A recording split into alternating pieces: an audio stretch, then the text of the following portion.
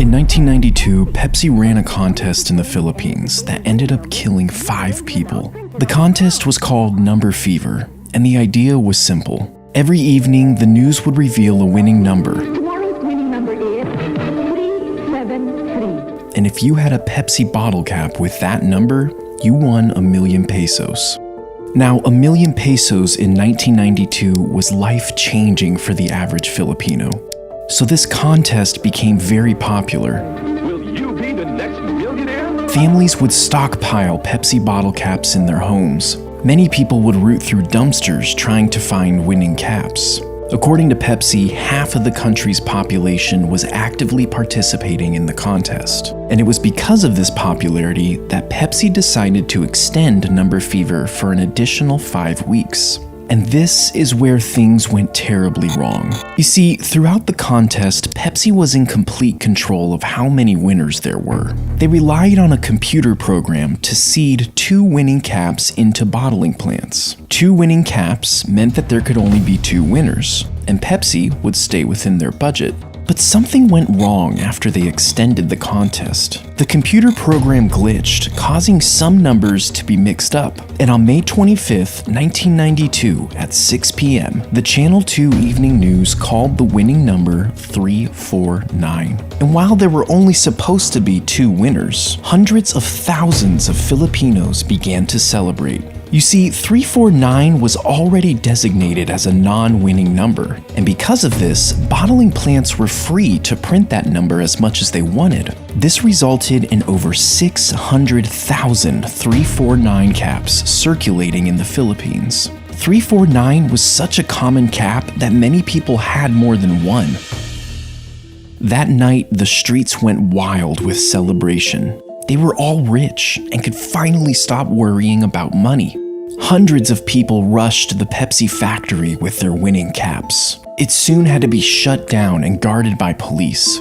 The company quickly realized that they had messed up big time. Pepsi executives had a meeting in the middle of the night to try and come up with a solution. It would have cost them tens of billions of dollars to honor each winning cap. So instead, they put the blame on the computer and offered 500 pesos for each winning cap. Now, 500 pesos was only around $18. This was 0.05% of the original prize. And while some took them up on this offer, most refused and became even more angry.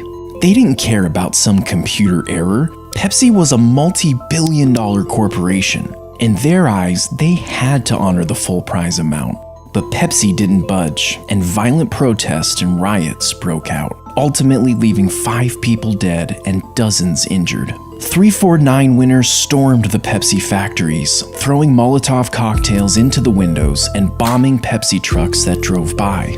Over the next year, the angry mob took a more organized approach to fight Pepsi.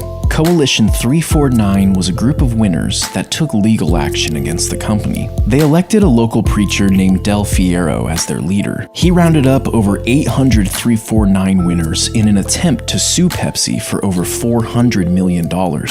Now, the chaos continued well into 1993, at which point a new twist in the story started circulating.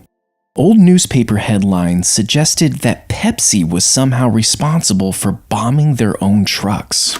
These headlines were based on a testimony from a police officer. He alleged that in order to paint Coalition 349 as terrorist and damage their position in court, Pepsi hired mercenaries to infiltrate these groups and cause the riots. More testimonies surfaced of people claiming that Pepsi had paid them to start trouble and cause mayhem. A Pepsi lawyer quickly denied the allegations, and that was basically the end of it.